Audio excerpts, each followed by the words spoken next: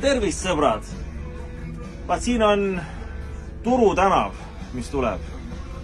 Ja linnavalitsus tahab selle Turu tänavaga ära pedereerida. See Turu tänav on täielikult korras praegu. Silla alt ka, seda renoveeritakse ilusti. Sealt silla alt nüüd ilusti on juba asfaldi all. Varsti võetakse kitsendused asjad maha, tuleb väga ilus. Rohkem ei ole vaja selle Turu tänavaga mitte midagi teha. Ei ole vaja maksumaksja raha kulutada. Turu tänav on korras ja selle raha võib suunata peredele, pensionäridele, lastele, koolidele ja kõigele muule, kas või tasuta ühistranspordile. Aga mitte remontida ja kulutada remondi peale Turu tänavat, mis on korras.